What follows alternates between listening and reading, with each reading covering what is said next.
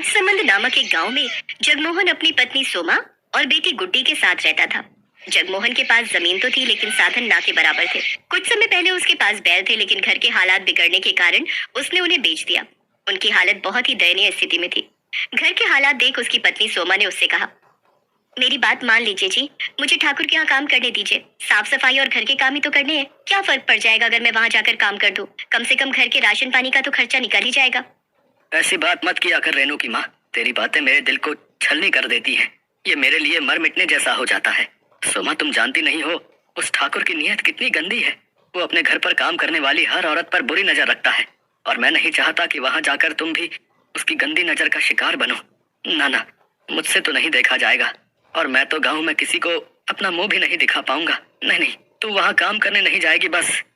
जगमोहन दिन भर इसी चिंता में रहता था कि वो अपनी पत्नी और बच्ची को ढंग का खाना और कपड़े तक भी नहीं दे पा रहा था। वो फटे पुराने कपड़े पहनकर ही गुजारा चला रहे थे। जगमोहन जब भी गांव में किसी से मदद मांगने जाता कि हल और बैल दे दो या ट्रैक्टर उसके खेतों में चला दो, तो सभी उसे मना कर देते। एक दिन अपने खेतों को फावड़े से खोदते खोदते वो अधमरा सा हो गया।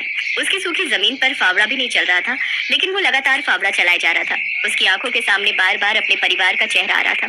उधर गांव का ठाकुर गीदड़ की तरह नजरें गड़ाए बैठा था कि कब जगमोहन मदद के लिए उसके पास आए और वो उसकी जमीन हथिया ले। वो जब भी जगमोहन से मिलता था तो उसे एक ही बात कहता था, जगमोहन, मैं तुझे कितनी बार कहा है अपनी जमीन मुझे दे दे, मैं तुझे उसके अच्छे दाम दे दूंगा। नहीं साहब, पैसे तो एक दिन खत्म हो जाएंगे लेकिन जमीन ये मेरे पूर्वजों की निशानी है, भला इन्हें मैं कैसे बेच सकता हूँ। ये कहकर जगमोहन चला जाता है। ऐसे ही कुछ दिन बीत जाते हैं। एक रोज सोमा उससे कहती है, सुनिए जी, घर में आटा नहीं बचा है और ना अचार सब्जी कुछ भी खाने को नहीं है। अब हम क्या खाएंगे जी? सोमा, तू रेनू के लिए कुछ देख है तो हम तो भूखे भी सो जाएंगे।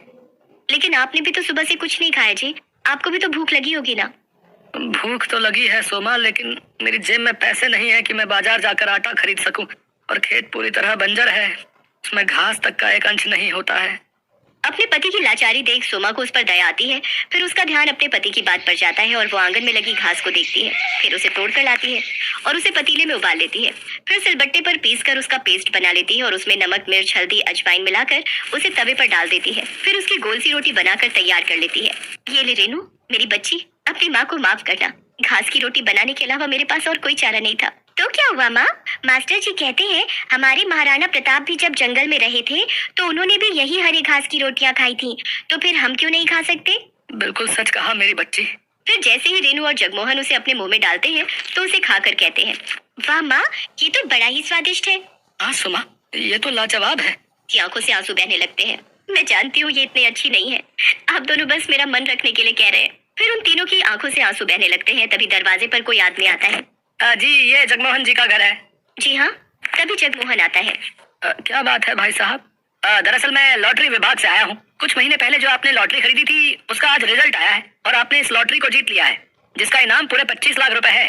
25 लाख रुपए? और साथ में ये, हाँ जी, और साथ में ये आज का खाना हमारी कंपनी की तरफ से आपके लिए। ये सुनकर जगमोहन, सोमा और रेनू सब बहुत ही खुश होते हैं। अब उनके दिन बदल जाते हैं। जगमोहन ट्रैक्टर बुलवाकर अपने खेतों पर चलवाता है, जिससे उसकी बंजर भूमि में जान आ जाती है और उसमें फसल उगाती है। साथ ही वो अपने लिए पक्का घर भी बनवा लेता है और अब शहरों से नई नई खाद लाकर अपने खेतों पर डालता है, जिससे उसकी फसल अच्छे से तैयार हो जाती है और वो उससे भी काफी पैसे कमाने लगता है। देखते ही देखते अब वो उस गाँव का सबसे अमीर आदमी बन जाता है। अब वो अपने परिवार की हर इच्छा पूरी करता है और खुशी खुशी उनके साथ रहने लगता है।